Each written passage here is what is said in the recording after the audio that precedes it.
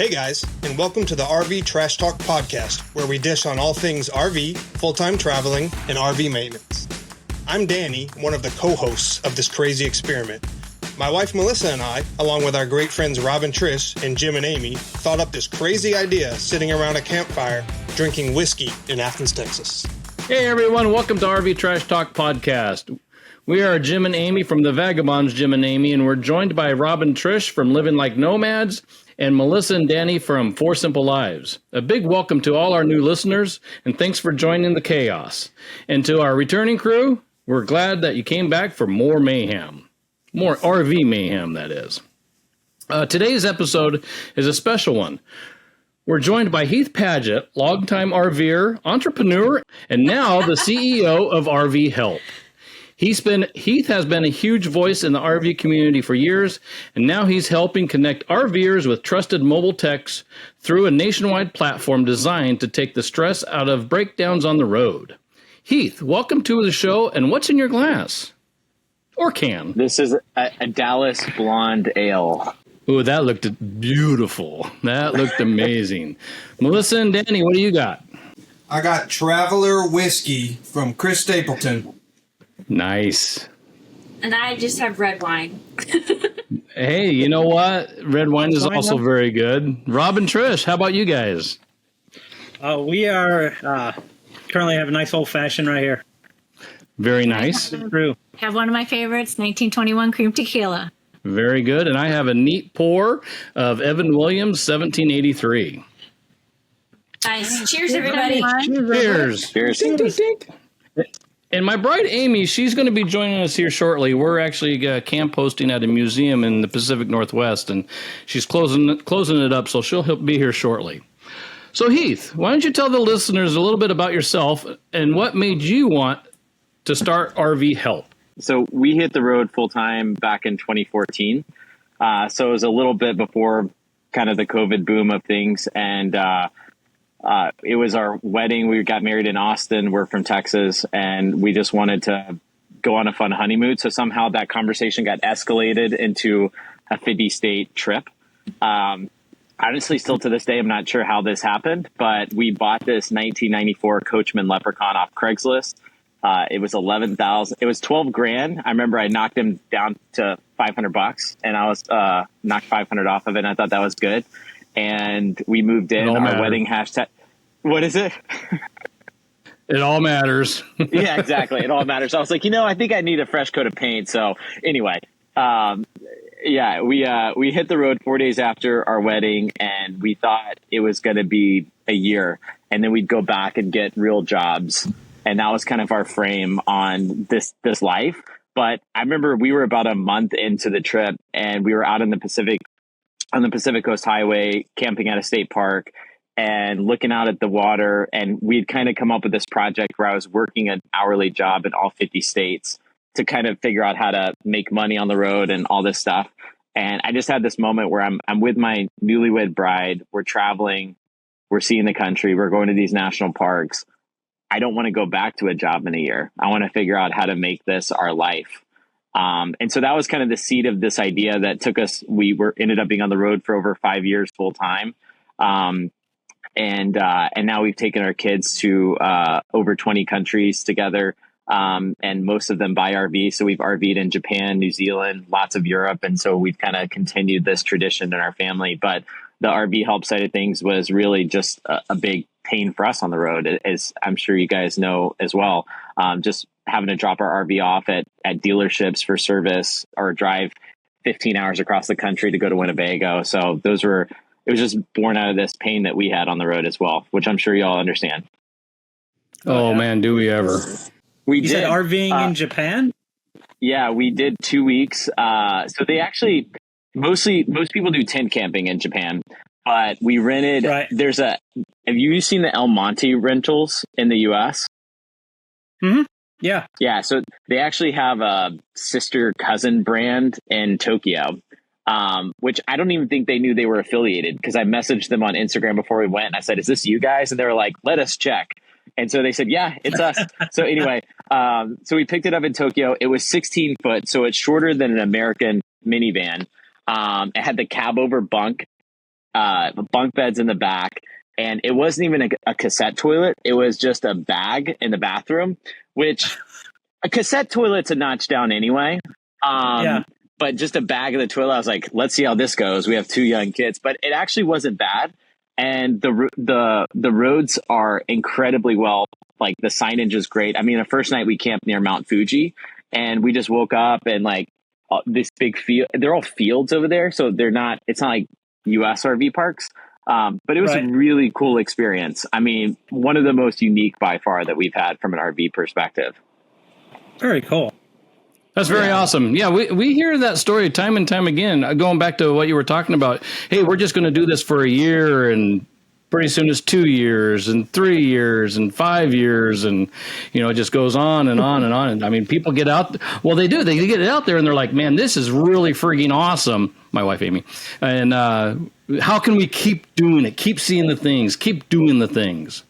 So I think frame, very good. Jet, I think there's this frame that a lot of people, or at least I feel a lot of people have growing up, which is that you can either choose A path or B path. And A path is, I'm going to have a job, I'm going to work till I'm retired, and then I'm going to go do this. Or B, which is I'm going to vagabond it and just kind of be semi. And I feel like there's this path C that we've all kind of found, which is how do we kind of have our cake and eat it too, and get to do some work, but just not wait until, we can't do the things that we want to do. So.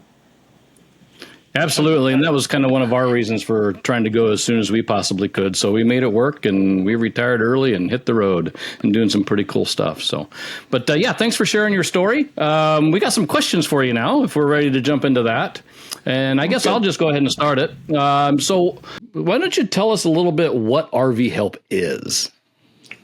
Sure. Yeah. So the real focus for what we're trying to build at RV Help is an easy way for RV owners to find trusted RV service pros whenever they have a problem, whether that's repair, inspections, maintenance.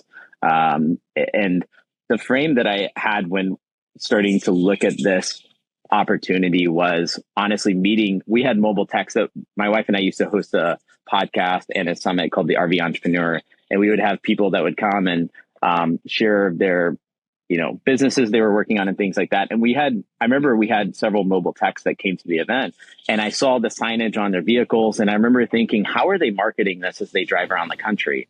Like, how are they getting business? And that was something that this was back in 2017, 2018 when we started that event. And so it was always kind of in the back of my mind that, and then over time, just continuing to hear about people complain about the problem of service. Sure. The opportunity that I saw was that you could have, if something broke on your RV, many RVers' first inclination, and I hope that we could change this, is that I need to take it to a dealer or a service shop. Not that they're bad, but I think that's everyone's first inclination. Like, I'm going to take it to where I bought it, which is fine if you're near your dealer and they're a good dealer, like that's great. But a lot of times we buy our RVs to go travel across the country, not to sit in one place. And so the frame in my mind is, if you searched RV service near Tetons, where we're about to go, you might see all of the service shops that are there. But if you called them, they're going to say, I'm booked out a month, 2 months, 3 months. But there might be there might be a certified tech 2 campsites away. And because they just drove there, you would never know unless you had a platform like RV Help. So that was, for me, the vision that I saw was, like, I hope this could be something that is continually useful, even if you're stationary as a mobile service provider. But specifically, I think a big opportunity is continuing to connect people who want to use this as a way to make money as they travel around the country, and who are certified, have done the proper schooling, but you're just moving to a few different service markets throughout the year. So that was kind of the frame coming in. Well, excellent. I know I get phone calls from time to time, and I'm not in their area, or it was from a friend that they're looking for something specific, and I always refer them to RV Help. And as far as I know, they've gotten that help. So thanks for that input. In the RV industry, you have certified techs, and you have techs, and you have people that just kind of self-proclaimed fly by the seat of their pants. What's the difference between a tech and a certified tech? So whenever we started traveling, we occasionally would hire. I think the only time we we hired a mobile tech a couple times to come out to our campsite. One was we had a brand new Forza and we had an AC Dometic issue and they came out. Another time was in Amarillo. We had our slide halfway stuck out and we couldn't drive it. So we needed somebody to come out and help us. And I remember the one in Amarillo, it was a nice gentleman, but looking back, like he had no credentials. He was kind of that, just somebody who was a handyman. And I think it may have even said that on his business card. He was kind of like a tech / handyman. And so when I was kind of looking at the service space from afar, I met Cooper from NRVTA back in 2016 at the Louisville RV show when they used to do that, and saw all the mobile technicians going through the school, and a lot of them are RVers as well and traveling around the country. And so from my perspective, and I'd love to hear y'all's as well, a certified tech is somebody who has the experience and knowledge, has went through a training, hands-on training. And, you know, there's also RVTI certified tech. So there's a couple different training schools around the country that do this. But, you know, within the RVTAA, who we're partnered with at RV Help, it means they're badged. They've had hands-on training. They, many have access to insurance. I know not everyone carries it, or they may find their own. They're doing continuing education. And to me, it's a stamp of a higher, professionalism in how you're thinking about running your business. And what that represents. And so versus, you know, before, like I said, 10 years ago, when we started RVing, anybody could kind of hang a shingle and say, well, I'm a mobile tech, and they very well could have had those skills. And it's not to take away from anyone, but I believe there's value in having a body who is helping to create more professional, a more professional nature to that role. So that's my perspective, but I'd love to hear from you guys as well. No, I completely agree. In fact, Rob and Daniel appreciate this quick story. Another friend of mine, he's been having problems with his water heater, and I got a text from him here a couple months ago, and he goes, "Dang, you RV guys, man." I'm like, "What? What's up?" He goes, so he was having problems with his the electric side on his water heater, and he got a hold of somebody, and I don't know if he was a self-proclaimed RV tech or business forever and a day, but it took this RV tech over 4 hours to troubleshoot an electrical issue on a water heater. As we learned at NRVTA, it should take you about 20 minutes to figure out an electrical issue on an electric water heater. So yeah, I do respect the whole the training that we do get as a technician and continuing the education. So back onto the whole RV Help guidelines.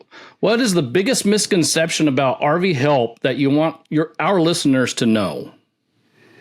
I read this question when you sent it over, and I had two different thoughts. One was on the RV owner side and one on the service provider side. So I'm curious from your side how you'd like me to answer. I'm happy to answer both, but. Well, yeah, why don't we go ahead and go with both? Because our hope is that we have customers and service people listening to our podcast. So how about both perspectives? Sure. Yeah. So I'd say on the RV owner side, I was trying to think, I was kind of racking my brains, like, what's a misconception? We're still pretty early. I mean, we launched in January. So one thing I would say from a few conversations that hasn't always been clear, and it doesn't come up often, but that they don't understand. An RV owner may get to the site quickly and try to find a tech and maybe not understand. These are not RV help techs. These are independent business operators. And so figuring out a way to communicate that in language. And I feel like it's pretty clear because everyone has their brands and their business names. And right. So it's come up not often, but a couple times. So I don't really feel on the consumer side, on the RV owner side, there's a ton that comes to mind. If you have one, I'd be curious to hear. On the technician or service provider side, I think because we've launched and partnered with the RVTAA and NRVIA, I think there's still maybe a misconception that we're still one and the same with the school. Sure. So, yeah, I feel like that's something we kind of continue to have discussions about. So those are the two that came to mind. So we're going to switch it up a little bit. I was going to go with Danny and Melissa, but I'm not sure how their internet's doing right now. So we're going to go ahead and switch over to Rob and Trish. Do you have some questions for Heath? Yes, Heath. Hey, first of all, I got to say, I thank you for making this platform. I use it all the time. I being a full-time tech and we travel full-time, a lot of times I'm only in the spot for about a month or so, and then I move on. I get so many repeat customers from other spots that I'm like, hey man, I'm sorry, I moved on. Go to rvhelp.com and go ahead and get some help that way. And every single one of them, I'm like, holy cow, I never even knew about this. So it's like, I know you guys are doing a bunch of the drive around PR right now, stopping at campsites, which is awesome, but definitely helping getting the word out about it. So, Thanks, Rob. Funny story. Yesterday morning, I got a text from RV Help saying, hey, you got a new lead. So I ended up with a job, and I got another job with them tomorrow. So it's I definitely just want to say I appreciate your platform, and I appreciate everything that you've been doing so far. So it's absolutely awesome. I appreciate it, Rob. Thanks, man. Yeah. Good. All right. Well, so one of the first questions we have is, how do you see on-demand RV service evolving in the next 5 to 10 years? Do you think this will replace traditional dealerships or brick and mortar shops? This was a fun question. So the short answer is no. I don't see it replacing dealerships personally. I was listening to another episode that you guys did where you were all talking about Harvestos and which Joel Holland is like one of my best friends who owns that business. He's also an investor in RV Help as well. He believes in what we're building too, and he was excited about it. But Harvestos didn't replace KOA. And they're not going to. To me, it's a complementary. It's an extension of and I see it similar with service. I don't see this as replacing service shops or dealerships. I see it as an extension of it. And it gives people optionality. Whereas, in the past, you may have thought, I have to take this in to a dealership. And the numbers that I've heard, and I haven't seen anybody do a full study on this, but this is from talking to manufacturers, techs, the training schools, is that 60 to 70% of the work that can be done on an RV, minus big body work, can be done at the campsite. So I don't know if that number, you feel that holds true, but in my mind, when given the option, as long as somebody is competent and good at what they do, why would I opt to get out of my RV as a full-timer and leave so that I could drop it off and wait for service? So to me, it's about giving people like options. And so from what could change, as far as that goes, I would love to continue to see mobile repair as a growing first choice for people in the future, for when they're thinking about, hey, I need something service, like why not just hire a mobile tech, versus thinking about, the first inclination today, I think, and it has been, go to a dealer.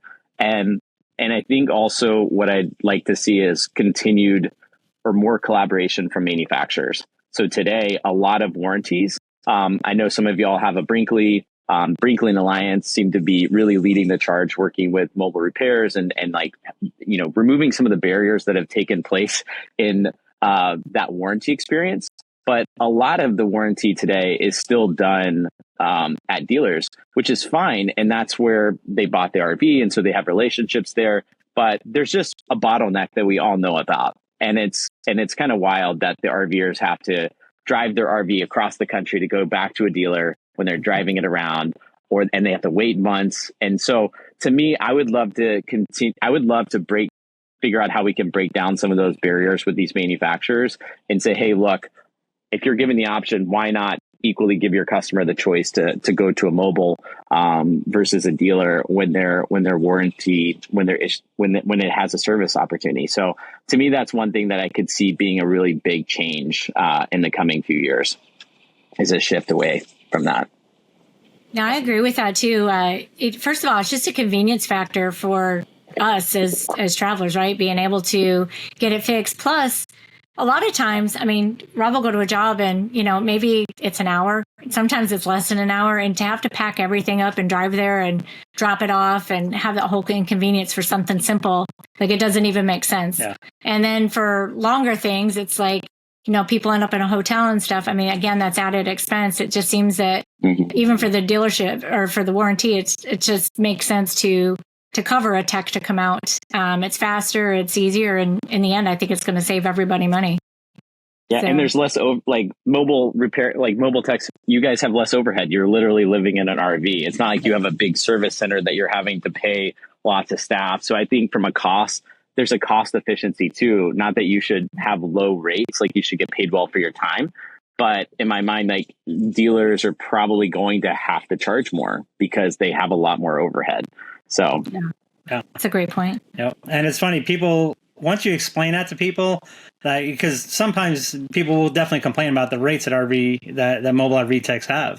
But as soon as you explain that, hey, listen, it's that, or feel free to pack up and go put your rig somewhere for a month. It's like, you know what, the $85 trip charge, I'm okay with that. I mean, it's just, sure. It's something a lot of people just don't think about. So, I've actually creeped a lot about you. I've looked at a bunch of podcasts that you've been on. You're a serial entrepreneur is kind of what you consider yourself, and I'm kind of the same way. I've had one real job since I was 21. Otherwise, I've always owned my own company or did my own thing. And you always run into challenges being an entrepreneur. With RV Help, you definitely, it's interesting watching the forums and seeing things come at you from both sides, being the techs and the customers. What's one of your biggest challenges that you've had building RV Help so far? Communication with service providers. That's been the hardest part so far. Not and I don't know how that would be perceived by just saying communication, but I just think like when we first rolled this out and announced it, I'm sure you guys are in the groups. And so you saw like, you know, there's a lot of challenges when you step into a situation and people don't know who is this person coming in. And it's kind of like when someone starts dating your daughter. My daughter is 6, so I imagine this day will never come. But like when that happens, you're like, who are you and what are your intentions? And so I think that there is a lot of that we've had to overcome, rightfully so, where somebody comes in and says like, hey, what are you going to do here? And how are you going to be disruptive or helpful, or what's the intentions that you have? And so I think that that's been one of the biggest things that we've been working through with this business is how do we build this in a way that aligns with providers? Because to me, that's always been the key is like, a lot of businesses, they feel in competition with their providers. So to give an example of this is, I love Outdoorsy as a platform. I've used it to rent my own RV in the past. I've rented RVs as well when we haven't had one. But the reality is they take a pretty high percentage from their renters. It's like a 30-40% like commission that they take on those rentals. And to me, it's one of those things where when you see that, oh my gosh, I'm looking at the world's biggest mosquito. Sorry, I got distracted. So when that happens, people are like, well, don't use the platform. Just book with me directly because I don't have my money taken away, versus a platform like Harvest Host. Harvest Host, Joel and I will go to wineries every year together out in Colorado. And during COVID, him and I went and we were hanging out with what is this? Savage Spectrum. They're in Palisade, Colorado. If you ever go through there, they're amazing hosts and they make amazing wine. And we were hanging out with him. And I remember they brought out the books for the COVID year. And he said, if we wouldn't have had Harvest Host this year, we would have went out of business. And that was a really big, that impacted me because what it made me realize is like Harvest Host, I love the value proposition, which is like you pay $100 a year and then you get access to support all these small businesses. Harvest Host is not trying to take away money from these small businesses. He's just saying, go support them. Here's the network of all these people. And I thought that was a great frame for running a business and kind of what I took a little bit of inspiration from for how I'd like to build RV Help, which is I don't want to try to take, but try to just figure out how do we showcase all these people doing a really good job in a way that feels like the businesses are excited to also promote the platform because it's just providing value for them. I don't know. Does that make sense? Yeah. No, for sure. Yep. Yeah, making it a win-win for everyone. Oh, yeah. I love it. Yeah, and I do appreciate the communication channels that you open up. You have Zooms all the time of basically it's like, hey, you want more info, jump on the Zoom and we'll talk about it. And you've also been very candid in any group that if anybody has a question, just reach out and you've been very upfront with everybody. So it's definitely appreciated. I have adopted the strategy of just calling people. Like you could get in these things with Facebook groups, and I ran a Facebook group for a long time, where it's just hard to know what people's intent is through a message or on a forum, and it doesn't always bring out the best back and forth. So if there's ever a contentious comment, I'll just I had this thought where I'm like, oh, everyone's on RV Help. I can just look at their phone number and call them. And so I usually do. And then we usually have a nice conversation, and it ends up just being like, oh, this was a miscommunication or something like that. So that's actually been like a decent strategy for working through that. Oh, that's excellent. Very good. Very good.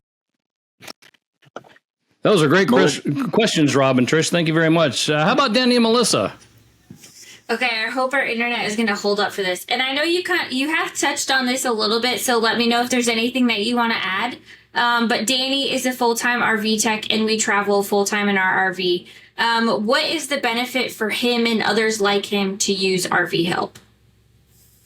So today we have the ability to, I mean, you obviously know this, but we have the ability for changing the location easily versus like on Google. It's hard for you to have a consistent listing as you travel around the country because Google doesn't like people without a physical business and things like that. So that, I mean, that's primarily it today, and the ability to get leads in new markets as they're coming in.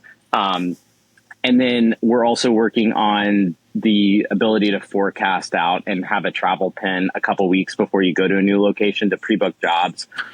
We've wanted to kind of build that in a thoughtful way because the previous locator that we took over, it kind of went a little crazy with like people having 6 pens and things like that. So we just wanted to approach it in a thoughtful way.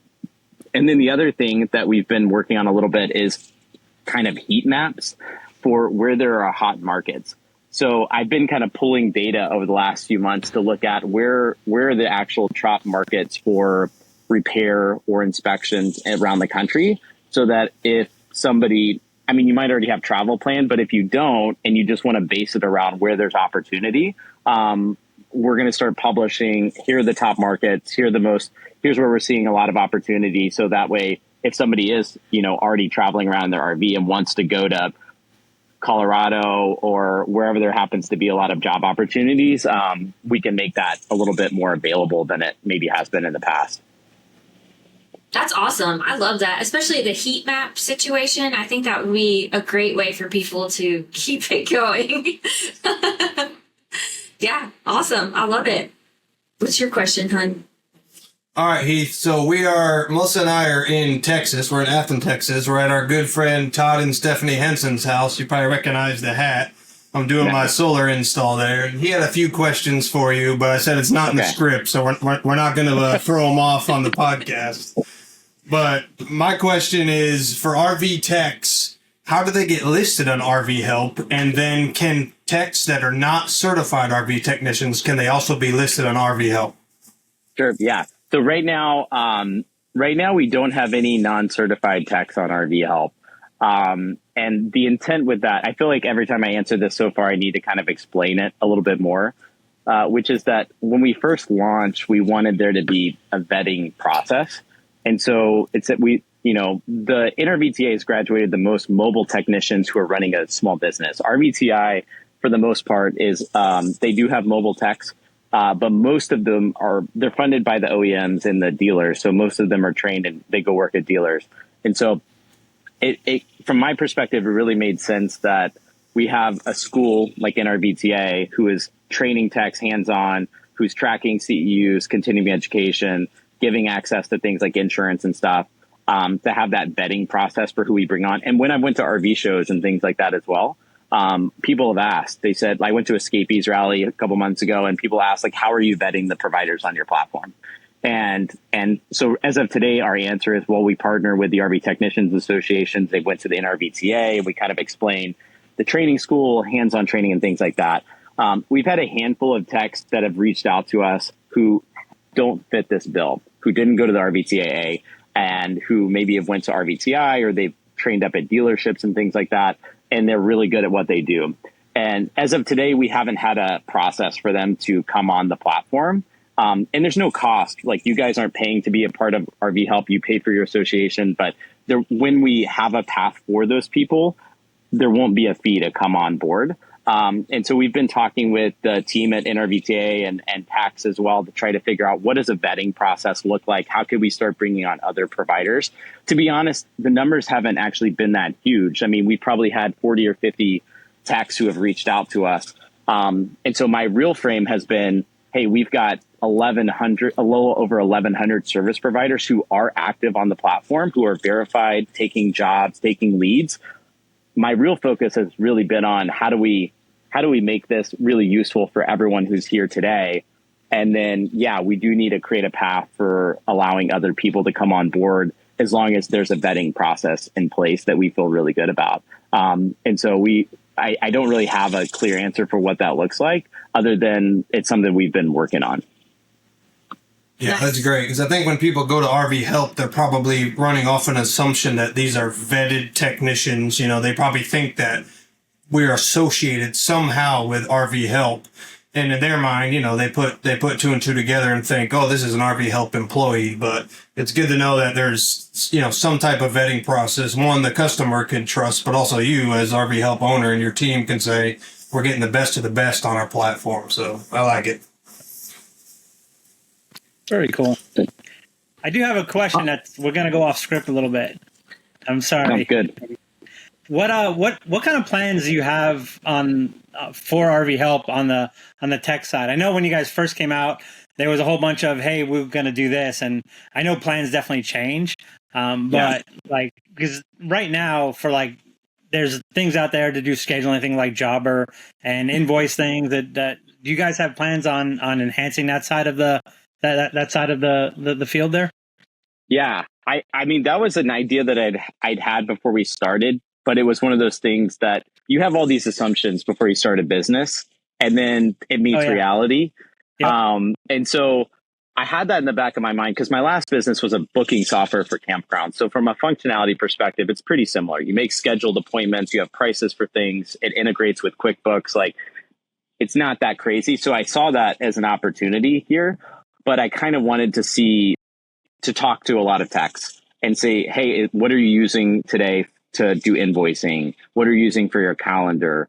Are you using a software? So I probably had about 7 of those calls in the last week and a lot more over the last several months. And the answer is today that there's not really a consistent software that's really designed for mobile RV technicians. And so that's been a big focus on what we've been working on building. And so one of the first things that's coming out as part of that is an OEM warranty portal. And so I haven't talked about this publicly, but it's fine to do that, I think. We'll see. But we're running a pilot program with Keystone. And I hope to chat, and I've been chatting with other manufacturers as well, for when their customers like can't get to a dealer that are in warranty. Like, we took a lot of I posted in the Facebook group a few months ago and I said, what are the most painful parts of warranty work with manufacturers or anybody? And so there was a bunch of screenshots of like 90-day delayed payouts, or I mark up the job because I have to do 5 hours of admin work to chase people down. So there was kind of like all these tick lists of things that techs didn't like about working with manufacturers. And I just screenshotted them and went to Elkhart and threw them up on a screen. And I said, this is why people don't want to work with you. Like to some of the manufacturers, and not in like a mean way, but just like, these are opportunities that we could fix and work on. And so one of the things we've been working on is to create a better and more streamlined process so that when a job comes in from a manufacturer and they can't get to their dealer, there's more of a streamlined approach where a job gets approved. Tech can accept the job. There's not all this back and forth. They're going to pay the service call fee. They're going to ship parts at no cost. There's a direct mobile tech line. And by the way, we're going to be able to pay it out as soon as the job is complete. So this is, and to answer the invoicing tool, we built a simple invoicing tool in RV Help. We haven't launched it yet, but the idea is that to start, it'll be tied to this OEM warranty portal inside the platform, so that if somebody does get a job from one of the manufacturers who are participating, you can just invoice. We're not taking a cut of that or anything like that. It's just a way to get paid quickly and to move on. And all the cause, complaint, correction, photos, it can all be documented in the RV Help portal as well. So you won't have to download, print stuff out, fax it. That's actually on some of these diagnostic forms. So the short answer is yes. That is something that we've been building out and working on, is to create kind of a one-stop shop solution for like mobile repair. And I see that as something that will sit on top of our existing site. So We're not going to charge for leads. We're not going to do anything like that. But if you don't have a solution for running your business you would be excited about a tool that would do that and it's designed specifically for mobile RV techs, then that's something that we're building. Very cool. That's pretty cool. Awesome. Very good. Those are some great questions and some even better answers from Heath. Thank you so much. So, well, that brings us to our favorite part of the show, the oh boy moment. Oh boy moment is that one time when you said, I hope no one saw that. And you just kind of hang your head and say, oh boy. Whether it's a busted hose, a mystery leak, or a surprising guest in the Black Tank Bay, you live, you learn, and you definitely say, oh boy. Heath, do you have an oh boy moment that you would like to share with the listeners? I have a lot. I was trying to pick which of my dumbest moments I wanted to share. So the one that came to mind was we had just done we don't normally travel more than a few hours a day in our RV. And so my wife got pregnant in Canada, like rural Canada, and we're from Texas. And so we got pregnant, went to like a Canadian Tire place. It was like a Walmart, and they're like, yep, you're pregnant. And so we're like, okay, my wife got sick. And I was like, well, we need to get to Texas. And so we've just been driving for 5 days. So we had to go, we were doing a partner trip with Leisure Travel Van. So I drove all the way across Canada from Banff and Vancouver. And then I get our Winnebago Brave to drive all the way down to our family's house in Texas. And I was probably 45 minutes away. And we had I had a Blue Ox tow bar on our Honda CRV that we towed. And I pulled over at like a rest area off 35. It wasn't a rest area. It was like just a pull off 35, but it was one of the ones that went up. And I had it was a brake buddy. I don't even know if they make them anymore, but it did the brakes in our car. Yep. And to this day, I'm still not quite sure what I did or why I was even doing this. But I for some reason went to go disconnect our car. And I always, you had to go through this whole sequence, like neutral to everything else before to like grease up your gears. And I guess what I did was like when I disconnected it, I forgot that it was in neutral. Oh no. And the second that I disconnected this tow bar, this car starts rolling back and I'm in flip flops and my pregnant wife jumps out of the car and I'm taking off. I was like, no, you stay.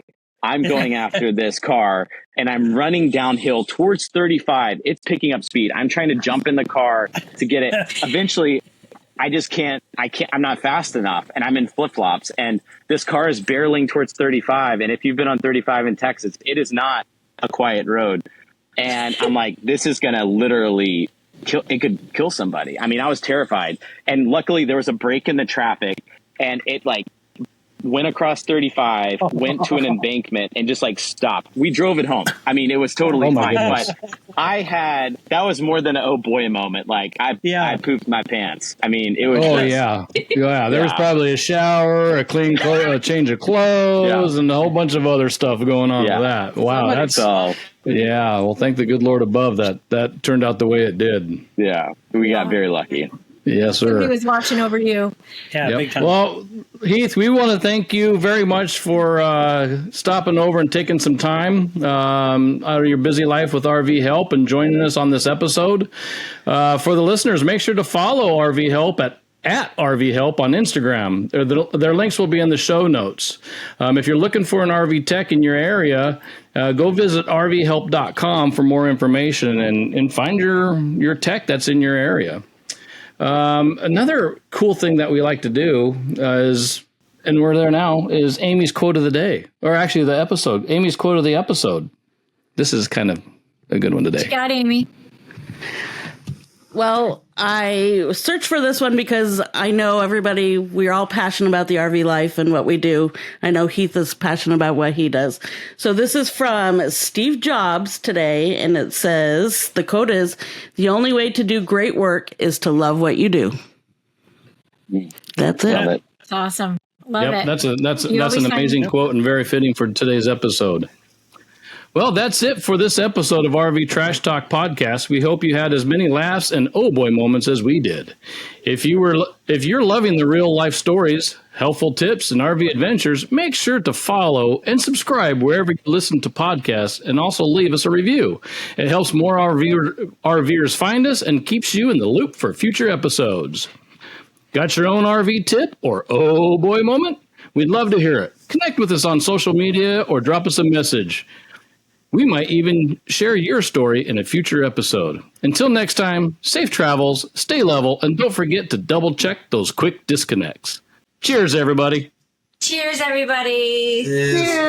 Cheers. Hope you guys enjoyed this RV Trash Talk podcast. Please subscribe and join us as we navigate this crazy full-time RV lifestyle.